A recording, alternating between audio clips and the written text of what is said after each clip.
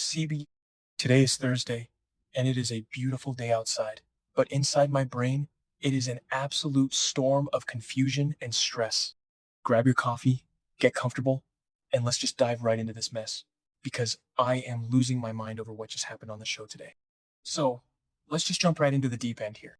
You guys know I've been covering the show for a while, and honestly, I am so exhausted today. I've been staring at my screen for hours trying to process what the writers are doing right now. But I still care, you know? I really do. And this Diane Jenkins Abbott storyline, it is completely out of control. Like, totally off the rails.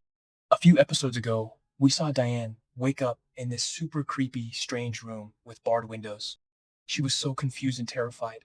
And honestly, I was too. I mean, who wouldn't be? She had no idea how she got there. And then Dr. Lawrence Markham walks in, or should I say, the guy who claims to be Dr. Markham. We all know there's some wild theories floating around on social media that this guy might actually be Martin Laurent with a new face. He has Alan Laurent's books on his shelf. It is so suspicious.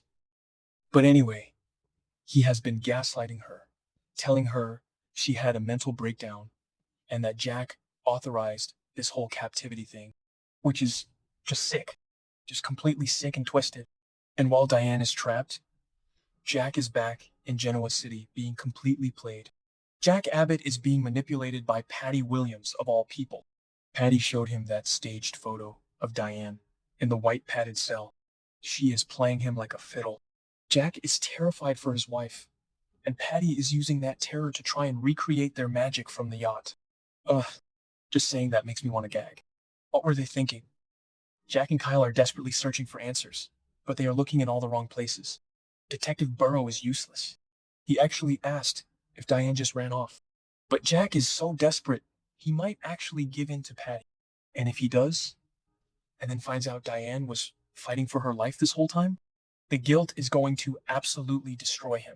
He will never forgive himself. But let's talk about what just happened in that room, because my jaw literally hit the floor.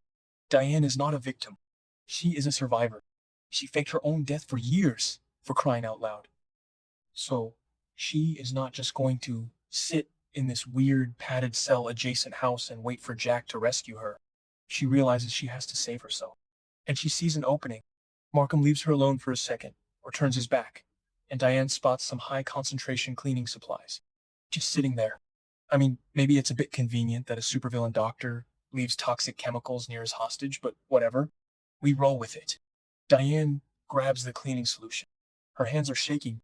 My hands were shaking just watching. She knows this is her only shot, and she pours it straight into Markham's tea. Just glug, glug, glug.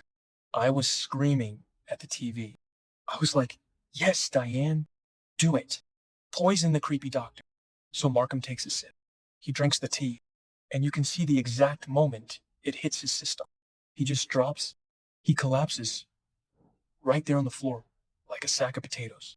And Diane doesn't even hesitate. She doesn't freeze. She goes straight into survival mode.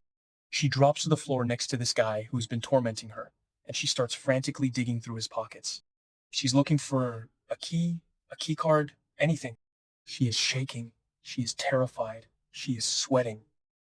It was so intense. She is patting down his coat, his pants, pure desperation. And she finally thinks she has a way out. She runs to the heavy main door. She runs. She just runs. She grabs the handle. And then, nothing. It doesn't open. Because it's not a normal lock. It's a biometric lock. A freaking biometric lock. I mean, seriously? Who installs a biometric fingerprint or retina scanner on a random house in the middle of nowhere? Okay, maybe that sounded dramatic, but you get what I mean. It's so over the top. But it's also terrifying. Because keys don't work. You need Markham's literal fingerprint or eyeball to open this door. And he is passed out on the floor, foaming at the mouth from bleach tea. And this is where it gets so much worse. Diane panics. Of course she panics. She starts trying to force the door, maybe trying to smash the keypad. She is hitting it, crying, screaming for help. And then the alarm goes off. And it is loud. It is so loud. Joints in shred. Lights everywhere. It's pure chaos. The sound is piercing. It is designed to disorient you, to make you crazy. And guess who is lurking right outside? Patty Williams. Yes, Patty. The woman who paid Markham a massive envelope of cash in the park. Patty hears the alarm. She is right there, just standing outside the door listening to the chaos. So now Diane is trapped inside with a blaring alarm, a poisoned doctor, and a biometric lock, and crazy Patty is standing right outside the door. It is a literal nightmare. It is a death maze. Diane realizes, in that exact moment, that this isn't just a simple kidnapping. It's not just a holding cell. This whole place is a labyrinth, designed to break her mind and eventually kill her. It is a trap, a psychological, twisted trap. She is backed into a corner. She is completely out of options. If Markham wakes up, he is going to realize she poisoned him, and he is going to punish her. He is going to torture her. She has a ticking clock, a literal race against time. She has to somehow hack this biometric system, or drag Markham's unconscious body to the scanner before he regains consciousness. Can you imagine? Dragging a grown man across the floor while an alarm is screaming in your ears? It's so dark. It's so gritty. And I kind of love it. I don't know, maybe I'm being too harsh on the writer sometimes, but this is stressful. This is so stressful. I was literally on the edge of my seat biting my nails. What is she going to do? How do you hack a biometric lock when you are an architect? Or whatever her job is right now. I can't even keep track. And Patty, what is Patty going to do? She's outside. She hears the alarm. Is she going to run away? Or is she going to use her own access to get inside? If Patty goes in there, Diane is going to have to fight her too. And Patty is unhinged. She is completely disconnected from reality. She thinks she's doing this for love. She thinks if she keeps Diane locked away in this maze, Jack will just magically fall back in love with her. It's tragic, honestly. It's really sad when you zoom out and look at Patty's history. But that doesn't excuse the fact that she's currently torturing another woman. Diane is literally fighting for her life. And Patty is just standing outside, waiting. And you know what else I can't stop thinking about? Phyllis and Sharon. A few episodes ago, the show reminded us about how Phyllis and Sharon were trapped in that clinic by Martin Laurent.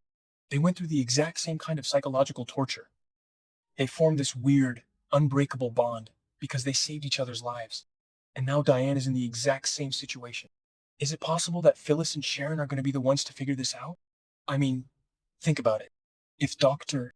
Markham really is Martin Laurent with a new face, Phyllis and Sharon are going to recognize his methods. They are going to see the signs. What if they team up to save Diane? I know Phyllis hates Diane. Like, hates her with a burning passion. They have literally tried to destroy each other so many times. But Phyllis also knows what it's like to be trapped by a psycho doctor. Maybe, just maybe, this is the thing that brings them all together. Or maybe I'm just rambling and the writers will just have Victor swoop in and save the day like he always does. Let's be real. Victor always gets involved somehow. He is probably going to use this to blackmail Jack even more. Because Victor is currently busy stealing Nikki's company while she's drugged out of her mind. That whole medical power of attorney thing is so evil. Sometimes I zoom out and look at the bigger pattern of this show. Y&R loves a good kidnapping storyline. We've seen it a million times, but this one feels a little different. It feels darker, more claustrophobic. Usually, the hostage just sits tied to a chair and yells at their captor until someone kicks the door down. But Diane actually took action. She fought back. She poisoned the guy. That is a huge shift. It shows that the writers are actually letting the female characters be proactive. They aren't just damsels in distress waiting for Jack or Kyle to save them. Diane is saving herself. The fans on social media are going crazy over this. Everyone is tweeting about how badass Diane looked holding that cleaning bottle while trying to save herself. She still has to get past that stupid biometric door. But you have to give her credit for trying. I just hope they don't punish her for it. You know how this show is. Whenever a character does something brave, they immediately get knocked back down. If Markham wakes up, it's going to be brutal. He is going to be so angry. And a corrupt psychiatrist who is angry is a very dangerous thing. He knows exactly how to break a person's mind. He has been gaslighting her since she woke up, telling her she had a mental breakdown, making her doubt her own sanity.